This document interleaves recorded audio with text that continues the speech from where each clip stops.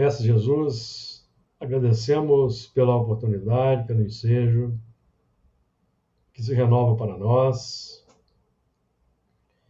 de aqui estarmos reunidos para aquele intercâmbio fraterno de ideias, aquele compartilhamento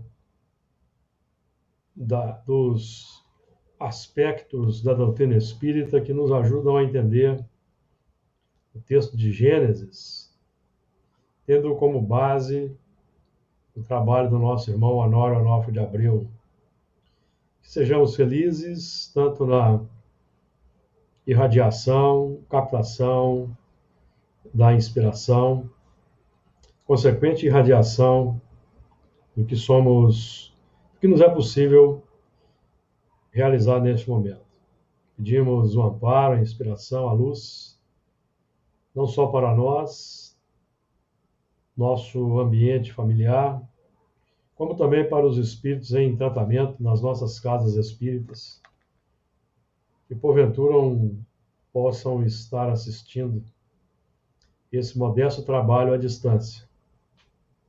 As tuas bênçãos de paz, compaixão, misericórdia, envolva-nos hoje e sempre. Muito bem. Gênesis capítulo 7, dando sequência e fechamento ao versículo 23, que nós iniciamos, avançando para o versículo 24. Então vamos fazer a leitura que sempre fazemos de alguns versículos do texto. Do capítulo 7, os dois últimos, entrando no capítulo 8. 7:23.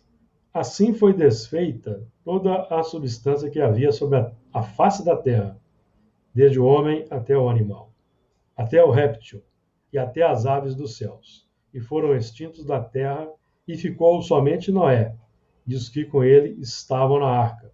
E prevaleceram as águas sobre a terra 150 dias. Capítulo 8, primeiro versículo. E lembrou-se Deus de Noé e de todo o animal e de toda a res que com ele estava na arca. E Deus fez passar um vento sobre a terra e aquietaram-se as águas.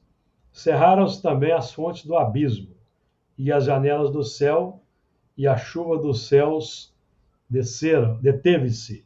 E a chuva dos céus deteve-se.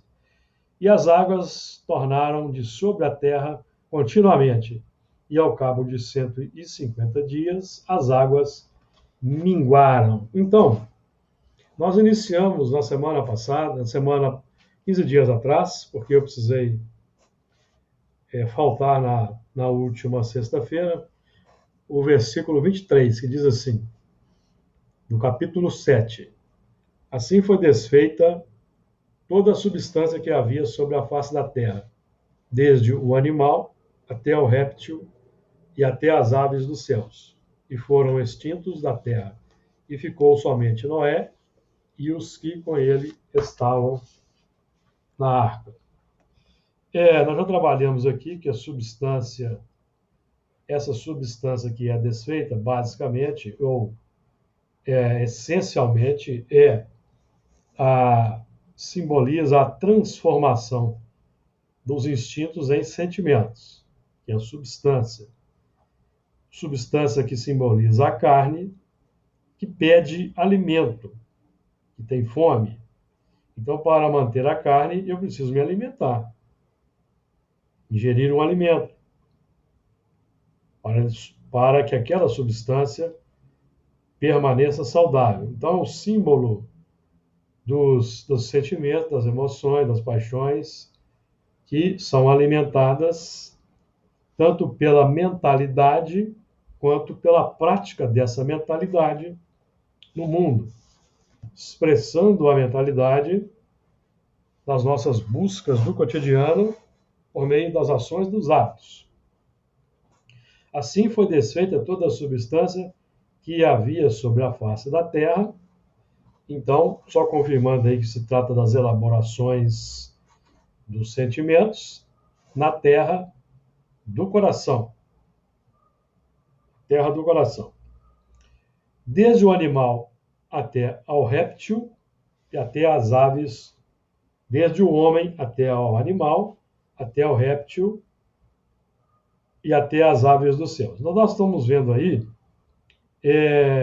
um movimento que parte do periférico para o interior. Do periférico para o interior, certo?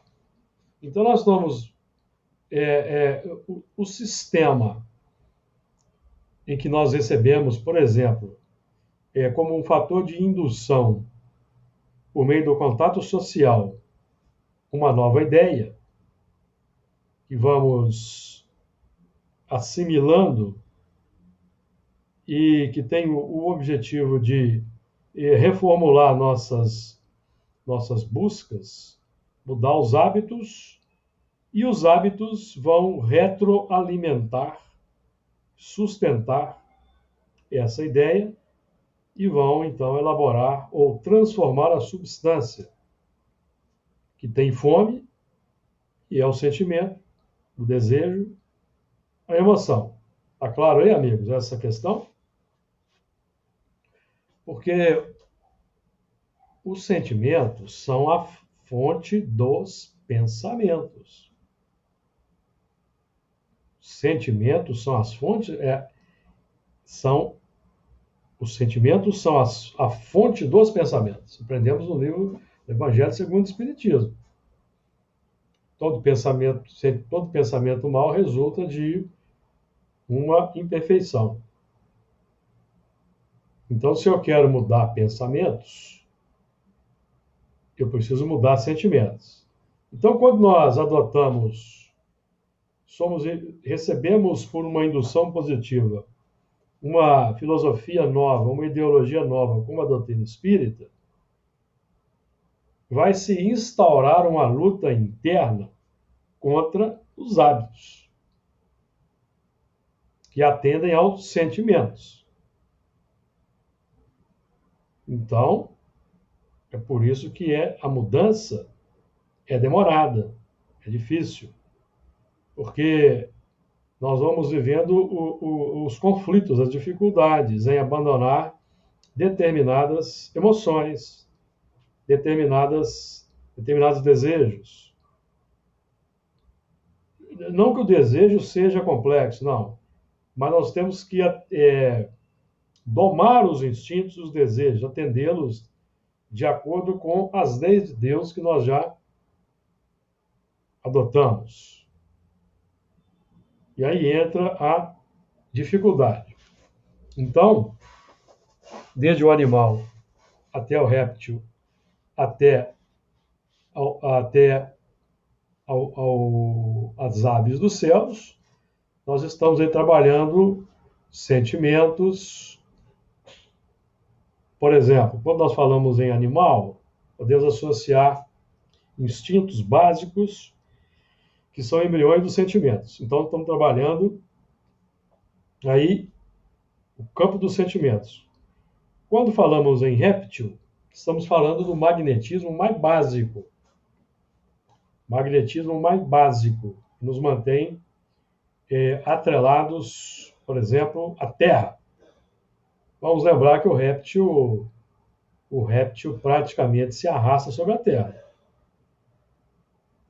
Temos as serpentes, temos os lagartos e tartaruga, por exemplo, que se arrasta com dificuldade e ela tem grande mobilidade na água, vejam bem. Então, é como se nós temos uma facilidade para atender o magnetismo mais básico em meio às paixões, aos desejos e às emoções descontroladas, que é a tônica da nossa humanidade. A tônica da nossa humanidade, meus amigos, indubitavelmente, é a entrega às paixões, aos desejos. Considerando aí que nós temos uma uma percentagem de 2/3 de espíritos selvagens e semi-civilizados, então são os espíritos que estão perfeitamente adaptados a esse oceano complexo dos instintos mais rasteiros. E quando falamos em aves dos céus, estamos já trabalhando o pensamento. Quando falamos o homem, aí nós já podemos acrescentar uma nuance. Homem, a razão desenvolvida, e vai dominar o animal, o réptil e os pensamentos, que os pensamentos se tornam, na faixa humana, os pensamentos se tornam contínuos, inestancáveis. Pelo menos nós lidamos com o pensamento contínuo há 200 mil anos, aprendemos com André Luiz, certo? Então, se nós desenvolvemos o pensamento contínuo há 200 mil anos, e inicia-se aí o trabalho com a razão. E nós lidamos com a razão mais ampliada há pelo menos 40 mil anos, segundo o próprio André Luiz, que é quando aqui na Terra, surgiu o Sapiens sapiens. O Homo sapiens sapiens, certo? O homem moderno, que somos nós. 40 mil anos, praticamente os mesmos, biologicamente falando. Tá? De acordo aí, Luiz?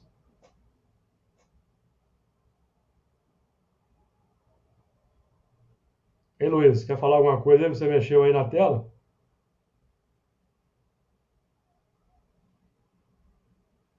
Bom, você quis falar alguma coisa aí ou não? O Luiz está com dificuldade ali, vamos tocando. Não, tá tudo tranquilo. Não, porque eu tô no celular, aí apareceu um tantão de propaganda aqui, cobriu tudo, eu tava tentando tirar. Entendi, Agora saiu. entendi.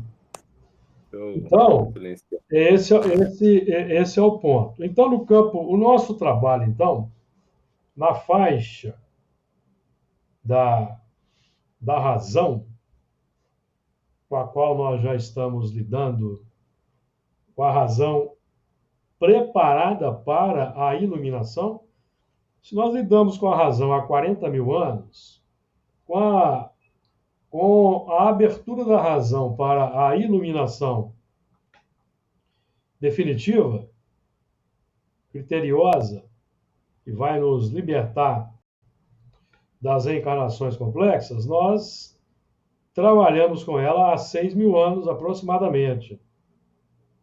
4 mil anos antes de Cristo. Questão 51 do Livro dos Espíritos. Surgimento de Adão, que é o homem preparado para iluminar a razão. O Adão deu nome aos animais, ou seja, Adão identificou intelectivamente os processos, sentimentos, as paixões, não deu nome a tudo. Então inicia-se aí, instaura-se a lei divina chega para nós e inscrita na pedra. Então instaura-se o ciclo para a iluminação da razão. Ciclo que estamos finalizando. E é por isso que o mundo vai deixar de ser mundo de provas e expiações e se tornar um mundo de regeneração, onde os homens serão ditosos. Lembram-se do texto de Santo Agostinho? Evangelho segundo o Espiritismo, capítulo 3, item 19, conclusão do trabalho de Santo Agostinho, que fala dos mundos. Então, quando na regeneração os homens serão ditosos em função da iluminação da razão. Então, nós teremos banido da Terra os vícios, o sofrimento, as paixões degradantes, a violência e a delinquência. Então a Terra será um mundo feliz já na regeneração, amigos. Basta lá nós estudarmos com carinho o último parágrafo desse texto de Santo Agostinho, que é a conclusão. Conclusão do trabalho, item 19, capítulo 3. Certo? Comentários? Júlio, Diga. você falou aí de Gênesis, você lembrou de Adão, o homem capaz de identificar o exterior. Aí eu lembrei da gente, porque parece que a primeira capacidade nossa é identificar o externo, né? Identificar as coisas à nossa volta. Mas a gente aprende também logo depois, no Gênesis, o que aconteceu com Adão, quando ainda não conhecendo, quando nós ainda não conhecemos bem o nosso interior, quando nós não nos voltamos para o nosso sentimento, para nos conhecermos melhor, a gente fica mais suscetível aos avanços da serpente, do pensamento inferior. Exatamente. E hoje nós estamos trabalhando para identificar que esses fatores externos, essas construções externas, as obras humanas, elas decorrem dos nossos impulsos, desejos, aspirações, ideais, que é o terreno aí das aves dos céus, pensamento. Então, desde o animal até o homem, até o réptil, do periférico para o interior, do pensamento com as oscilações mentais que nos caracterizam, descendo às fontes de onde jorram, a razão analítica fazendo a sindicância do terreno profundo para o processo de desativação dos reflexos incrustados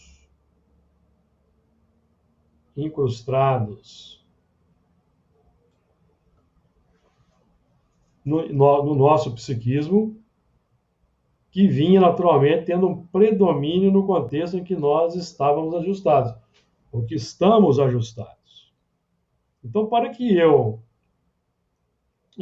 possa trabalhar com profundidade, com consciência plena, esse processo de saneamento das oscilações mentais, identificando as fontes de onde jorram, dimanam as oscilações. Nós vamos trabalhar com a razão analítica, fazendo a sindicância do terreno profundo, com auxílio da doutrina espírita, que é uma ferramenta extraordinária, clareando o terreno, inclusive descortinando para nós o mundo espiritual, a imortalidade. No plano, inclusive, do conhecimento das existências anteriores, que nós temos aí, estamos tendo a oportunidade de sindicar nos nossos trabalhos mediúnicos. Então, o nosso passado, ele está emergindo com muita pujança no nosso trabalho mediúnico, que fazendo parte aí desse movimento natural de um levantamento profundo, de uma adesão e uma entrega profunda, com comprometimento ao trabalho doutrinário. Não ao trabalho doutrinário periférico, mas ao trabalho doutrinário interior, em que estamos buscando a nossa transformação moral. Então, a espiritualidade investe. A espiritualidade investe permitindo-nos conhecer o passado. Nós já estudamos esse ponto aqui, que está registrado, inclusive, no Livro dos Médiuns, capítulo 26, item 290, em que aprendemos que os espíritos podem nos revelar o passado de forma espontânea. Está lá no Livro dos Médiuns. De forma espontânea, com o propósito de que nós, assim, aceleremos o processo de transformação moral. É o capítulo 26 do Livro dos Médiuns, item 290, questão 15A e B, que é um movimento natural, amigos.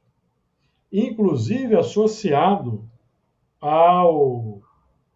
às pesquisas que nós realizamos quando estamos parcialmente desdobrados pelo sono.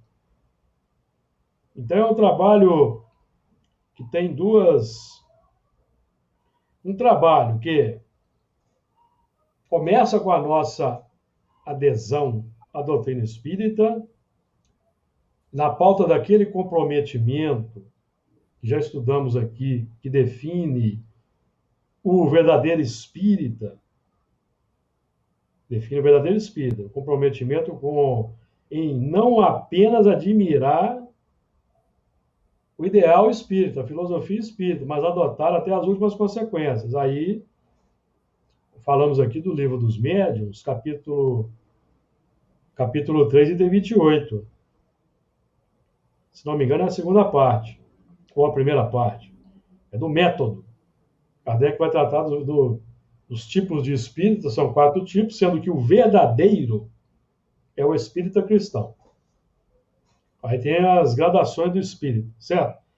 Então, o estudo da doutrina, o estudo comprometido, com interesse, adesão à proposta de transformação moral, vai possibilitar duas vertentes de fenômenos. Duas vertentes de fenômeno. O fenômeno que nos tange de fora para dentro da reunião mediúnica, pela visita dos nossos companheiros do passado, que citam detalhes de nossas vivências no passado, algumas delas com registro histórico impressionante, dando nomes, como vocês já têm tido a oportunidade de presenciar. E a outra vertente, que é o trabalho que individualmente nós vamos realizar no período de desprendimento proporcionado pelo sono, em que o espírito, sonda o passado e o futuro. Aí eu convido os amigos a estudarem o capítulo que trata do sono e dos sonhos a partir da questão 401 do Livro dos Espíritos. Então, são movimentos naturais. A imersão pelos sonhos, que resulta... O que é o sonho? A lembrança da atividade que o espírito desenvolveu durante o sono, que resulta do interesse da pesquisa que nos é permitido fazer da sondagem do passado e do futuro. Está lá no Livro dos Espíritos, é um movimento natural. E os espíritos na reunião mediúnica, quando a reunião mediúnica é séria, o trabalho é sério, voltado para a prática do amor e da bondade, eles revelam. É permitido para eles revelar. E nós estamos tendo, amigos. Nós somos testemunha desse movimento. Então, nós estamos recebendo um investimento extraordinário. E é por isso que eu sempre conclamo os amigos aqui ao comprometimento com o trabalho. Quando eu falo também comprometimento com o trabalho, eu chamo a atenção para vocês estarem atentos ao grupo que foi criado com o objetivo de aglutinar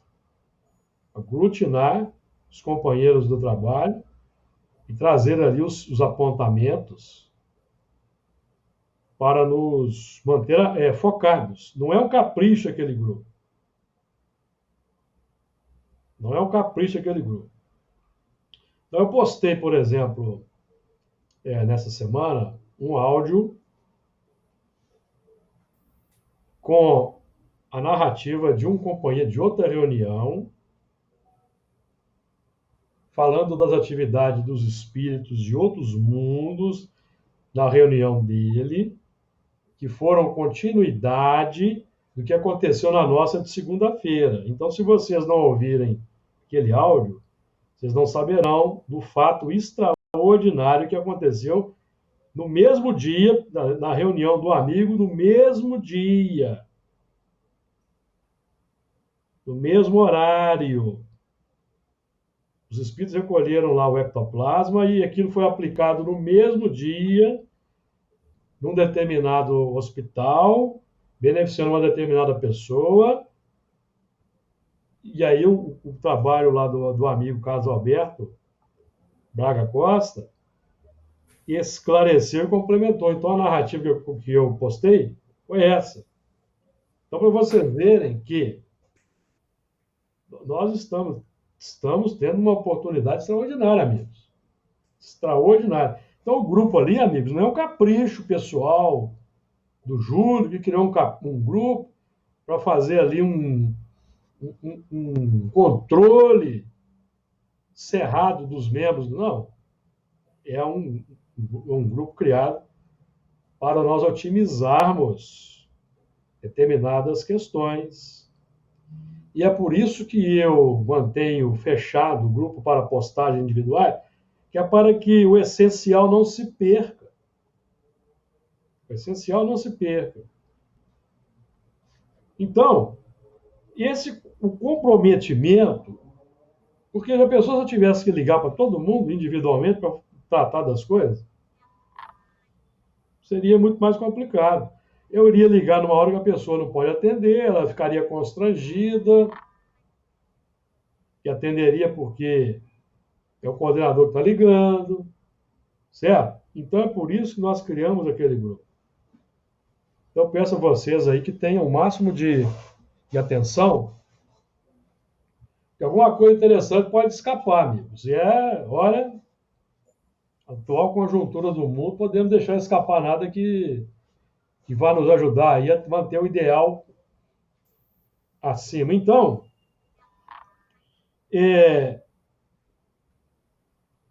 desde o animal até ao homem, e foram extintos da Terra. Ou seja, a eficiência desse trabalho da razão analítica, se indicando, adotando uma filosofia, por exemplo, como a espírita, e sendo eficiente no processo de crescimento que a doutrina nos oferece, que é um humanismo mais qualificado que temos conhecimento no mundo, porque acrescenta à realidade espiritual que as filosofias humanas não admitem, sendo eficaz, nós vamos obter o resultado, que é a extinção ou a depuração dos instintos e sua reformulação. Agora, existe um processo aí para o qual nós temos que trabalhar com vocês, lembrá-los nesse aspecto, no que tange a esse trabalho de atenção para com a filosofia de vida e a mentalidade. Eu chamo a atenção dos amigos para o Livro dos Espíritos, capítulo 9, da Lei de Liberdade, questão 833 em diante, que vamos aqui trabalhar com os amigos. Liberdade de pensar.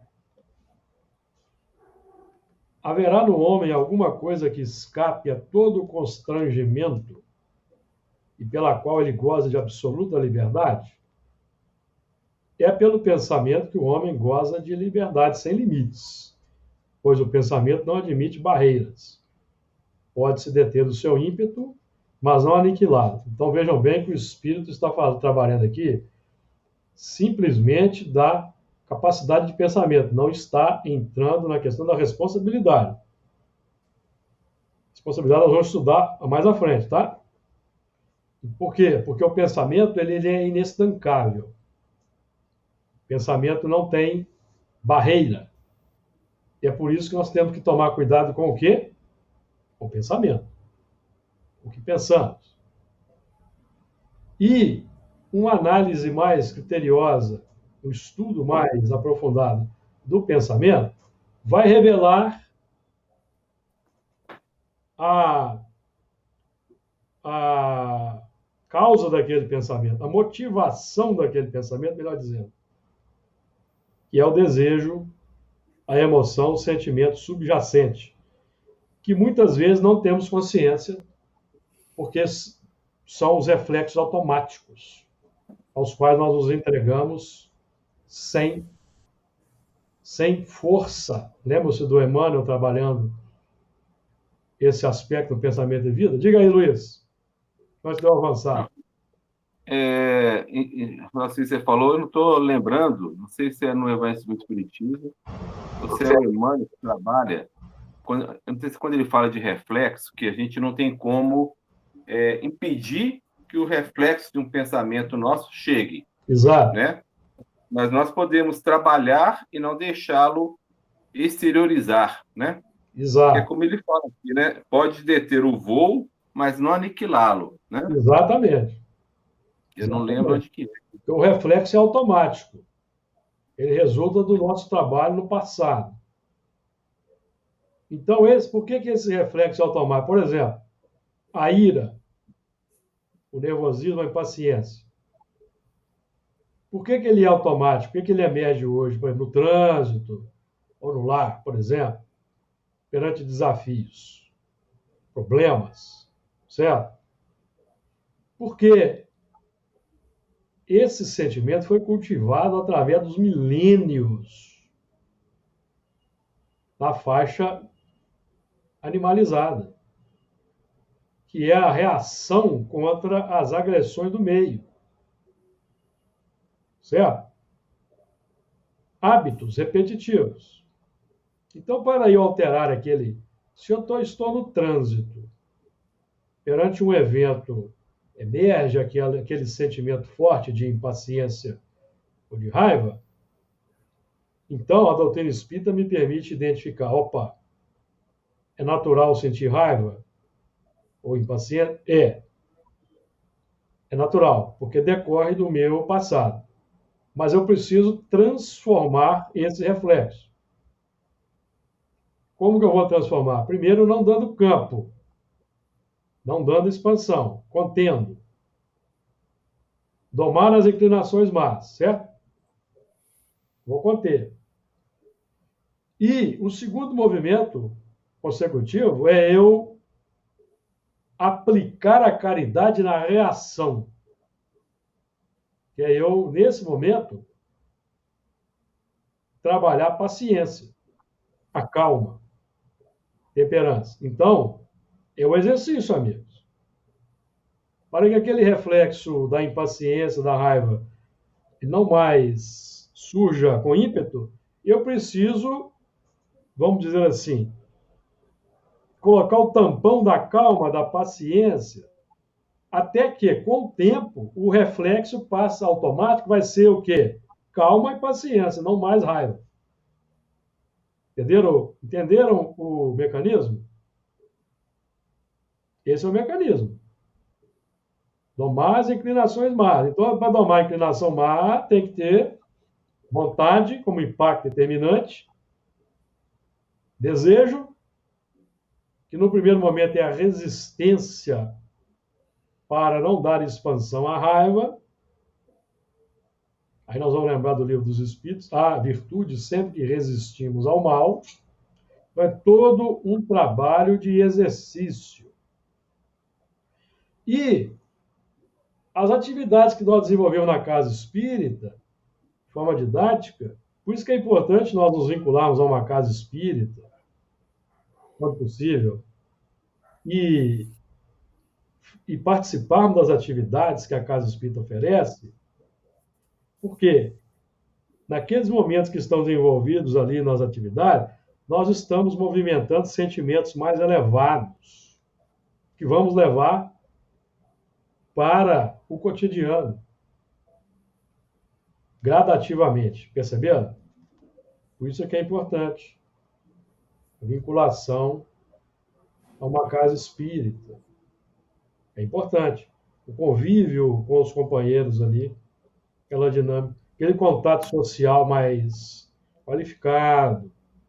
Porque na casa espírita, pelo menos em tese, nós estamos empenhados ali em irradiarmos os melhores sentimentos, ou não é assim que acontece?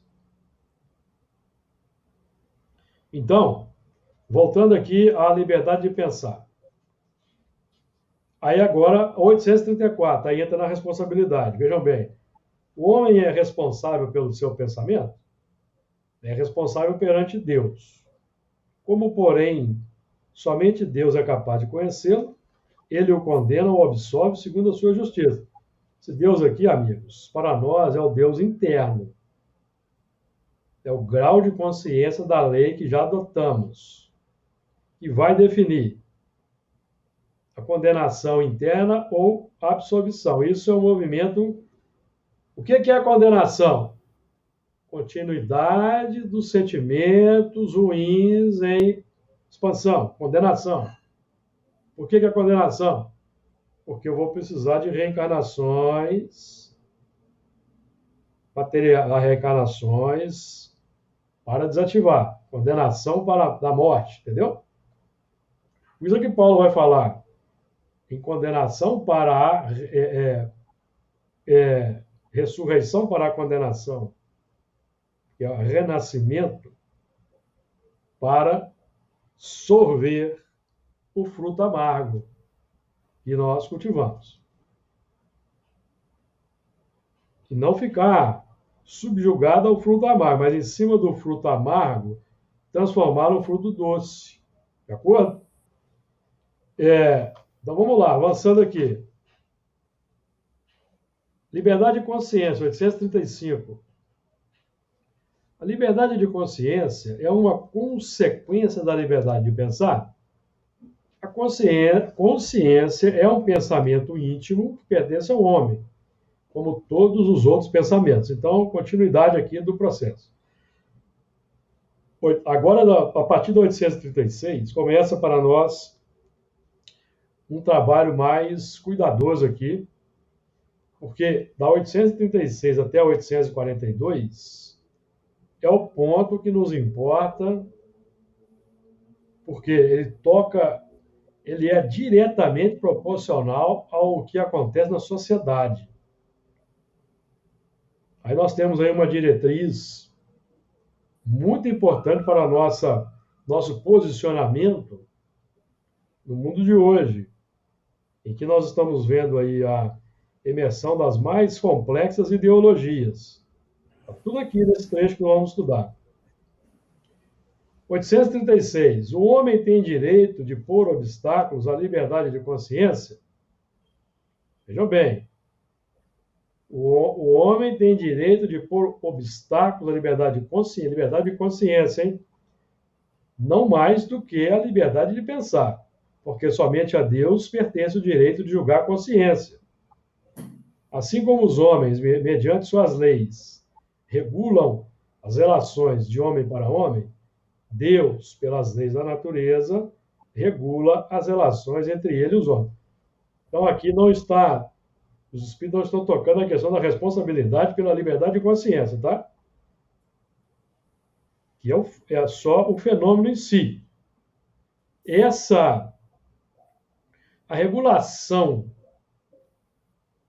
dessa sintonia fina entre liberdade de consciência, que representa Deus no interno, e os homens, é regulada pelas leis da natureza. As leis morais são leis da natureza. lei de destruição, lei de conservação. O que nós conservamos com o nosso direito de liberdade à consciência, se já não mais está de acordo com os ideais que nós adotamos, ideais espíritas, é preciso então alterar, amigos. Precisa alterar. Porque nós já temos um padrão ideológico superior que define para nós a nossa conduta a partir do momento em que adentramos uma casa espírita. Então, a partir do momento que adentramos uma casa espírita, que vamos estudando a doutrina espírita, é para que nós qualifiquemos a nossa mentalidade, a nossa filosofia, a nossa ideologia de vida, no nível em que Jesus apresentou para nós a lei de amor, para transformarmos o mundo, e não continuarmos alimentando o mundo com nossas ideologias complexas, que os espíritos aqui fazem o diagnóstico. Perfeito. Então vamos lá. 837. Qual o resultado dos obstáculos interpostos à liberdade de consciência constranger os homens a procederem de modo diverso do que pensam? É torná-los hipócritas. A liberdade de consciência é uma das características da verdadeira civilização e do progresso. Mas tem um porém. Apertem o cinto. 838. Toda crença é respeitável, mesmo quando notoriamente falsa? Toda crença é respeitável, desde que sincera e quando conduz à prática do bem. Então, meus amigos, crença, ideologia respeitável é aquela que conduz à prática do bem. Para os espíritos, e nós aqui somos adeptos da doutrina dos espíritos, não mais da doutrina dos homens. Nós aqui precisamos fazer uma qualificação. Na doutrina dos homens tem coisas boas? Tem. Não tem? Não tem Paulo que vai nos dizer, não vem Paulo nos dizer, lede de tudo e retende o bem? Então nós precisamos identificar o bem e o mal. Identificar o bem e o mal.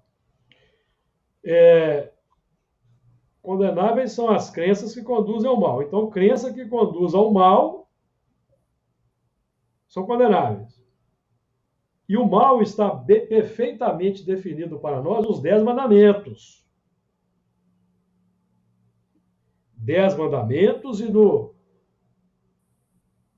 amai a Deus sobre todas as coisas, ao próximo como a si mesmo. Fazei aos outros que gostaríeis que vos fosse feito. Toda a crença que contraria esses critérios que nós espíritas reconhecemos como verdadeiros, como superiores, como dignos, é crença nefasta. Os outros podem alimentar? Podem, porque nós não conhecemos o grau de evolução de cada um, mas tem consequências. Vamos estudar as consequências? Será repreensível ofender a crença de alguém que não pensa como nós? Aí é o ponto pacífico. É faltar com a caridade. Atentar contra a liberdade de pensar. Mas a liberdade de pensar, amigos, tem limites. Quais são os limites? Será atentar contra a liberdade de consciência, interpor obstáculos a crenças capazes de causar perturbações à sociedade? Então, nós precisamos saber o seguinte: identificar crenças que são capazes de causar perturbação à sociedade. Aí, nós precisamos saber se nós queremos identificar. Porque pode ser que a identificação, na pauta da doutrina espírita, vai contrariar o nosso interesse pessoal, alinhado a essa ou aquela filosofia ou ideologia no campo da matéria, no campo material.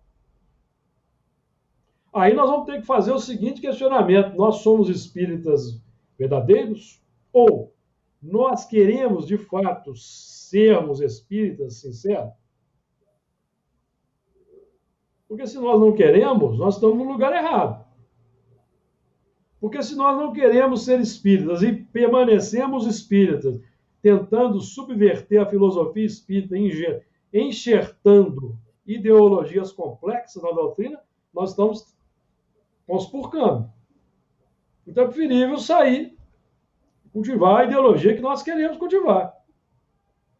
E não tentar fazer uma adaptação.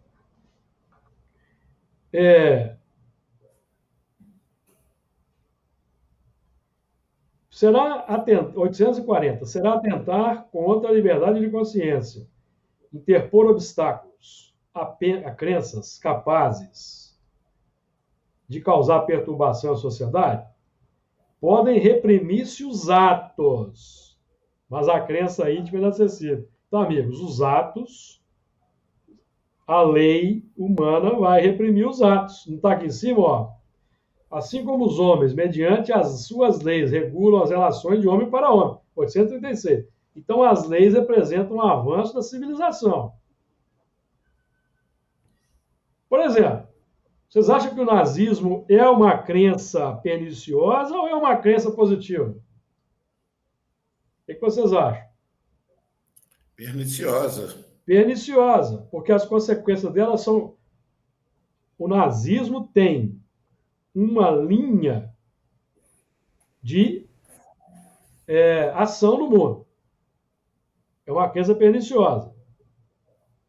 Então, você pode cultivar o nazismo, amigo, na sua intimidade, porque a crença é inacessível. Mas os seus atos na pauta do nazismo serão reprimidos. Porque são atos que vão causar o quê? Perturbação à sociedade. Morte, destruição. Está de acordo?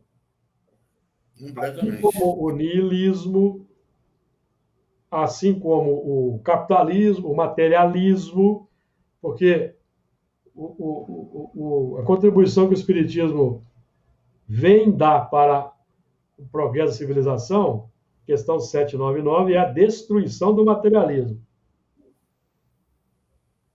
que se apoia no egoísmo. Está claro aí, amigos? Reprimir, comentário de Kardec, reprimir os atos exteriores de uma crença, quando acarretam qualquer prejuízo a terceiros, não é atentar contra a liberdade de consciência, pois essa repressão deixa a crença sua inteira liberdade. O elemento pode acreditar no que quiser, mas ele não vai poder praticar aquilo que é pernicioso, perturbador e destrutivo para o próximo. Está de acordo?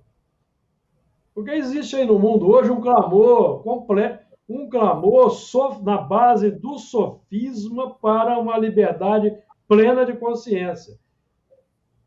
Você pode ter a liberdade de consciência que você quiser, mas quando você transforma isso em palavras que vão alimentar agressões e perturbação, aí já tem que ser reprimido. Porque a palavra já é ação. De acordo? A palavra já é ação. E vamos lembrar que nós aqui estamos trabalhando para a nossa libertação pela morte. Quando nós vamos no mundo espiritual, nas colônias, lidar com aquele fenômeno desagradável de nós não podermos entrar em determinado recinto por causa de certo pensamento. Quem se recorda de nosso lar aí? Você pode pensar o que você quiser, só que você não vai entrar aqui. Perceberam? Então você não vai poder entrar num recinto que tem ali um propósito superior com aqueles pensamentos, que você vai causar perturbação lá dentro. Você vai ser um elemento desagregador. Você pode continuar com a sua linha de pensamento. E, em último caso, você pode voltar até para o umbral, se você não estiver satisfeito. Mas, amigos, um mundo de liberdade total é o mundo da barbárie, que deixamos já para lá de 1000 anos. Quem que predomina é o quê? O mais forte. O mais forte se impõe quando não há leis que protegem os fracos.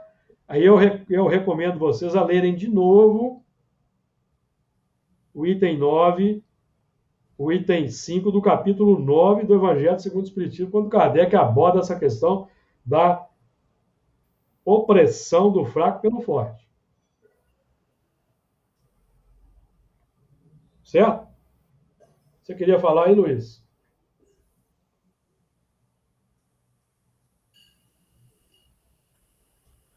Quando você trouxe para problema para a nossa sociedade, quando você falou aí, ficou bem claro que justamente é isso que nós estamos percebendo de uma forma ardilosa, né? As Exato. pessoas, as pessoas, quando percebem que a consequência dos seus atos está sendo barrada, elas colocam isso como um avanço sobre a liberdade dela de expressão. Exatamente. E, Então, na verdade, não é. Estou muito claro aqui agora com essa colocação. exato. Então, quando nós aqui propomos que nós devemos focar no Espiritismo, não é para criar um grupo de alienados, não.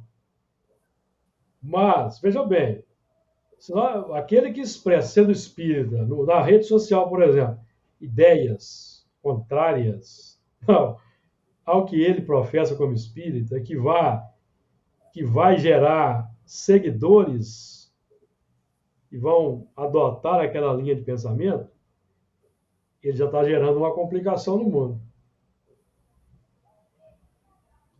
Ele está fomentando. Então, nós temos visto espíritas aí fomentando ações violentas no plano da sociedade. Espíritas de renome. Espíritas que têm conhecimento. São palestrantes, que são articulistas, escrevem livros. Você vai no Facebook deles, você vê uma campanha de difamação, de ataques, até na base de adoção de mentiras, de inverdades. Infelizmente, amigo. Então, aqui nós temos uma diretriz básica para nós espíritas, na pauta do espírita verdadeiro, conforme Kardec define para nós.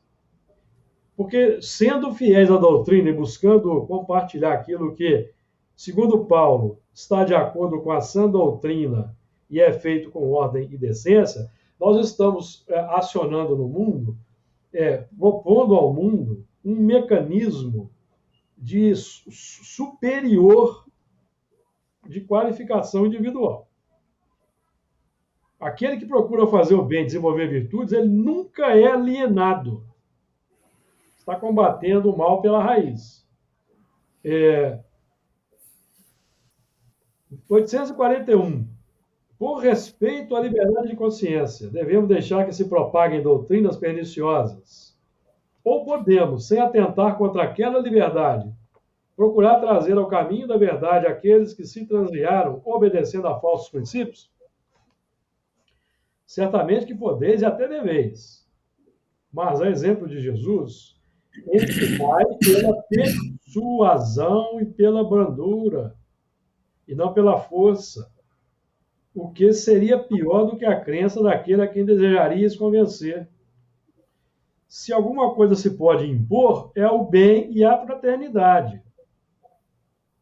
Não acreditamos, porém, que o melhor meio de fazê-los admitidos seja agir com violência, pois a convicção não se impõe. Então, as leis que a sociedade elabora para conter os atos, elas vão dando um encaminhamento para os espíritos que estão na faixa da imaturidade, porque nós temos aí as penas na pauta da lei de justiça humana, que vão confinar os elementos para que eles, então, possam reformular, amigos, reformular suas atitudes. E, para terminar, 842. Essa daqui é a mais importante para nós. Considerando-se que todas as doutrinas têm a pretensão de ser a única expressão da verdade, por que sinais podemos reconhecer a que tem o direito de se apresentar como tal? Será aquela que fizer mais homens de bem e menos hipócritas. Isto é, homens que pratiquem a lei de amor e de caridade na sua maior pureza e na sua mais ampla aplicação. Por esse sinal reconhecereis que uma doutrina é boa, visto que toda doutrina que tiver por efeito semear a desunião e estabelecer linha de separação entre os filhos de Deus, só pode ser falsa e perniciosa. Esse assunto, amigo, é da mais alta importância para nós espíritas, porque isso toca na questão de nós sabermos se nós estamos no caminho de sermos espíritas, verdadeiros espíritas, ou se nós, como dizia o Honório, estamos aqui apenas brincando de espiritismo na Terra. Porque o progresso e o avanço do espiritismo, ele depende de nós. É uma alavanca que Deus utiliza para fazer com que a humanidade avance. Mas essa alavanca, ela é acionada por quem? É pelos encarnados. É por nós. Não é acionada pelos desencarnados. Os desencarnados vão nos fazer de instrumentos. Então, se a nossa filosofia de vida é uma filosofia de vida perniciosa, na pauta aí do que estudamos, que causa perturbação e dificuldade na sociedade, os espíritos, amigos, que estão nos influenciando são da mesma natureza.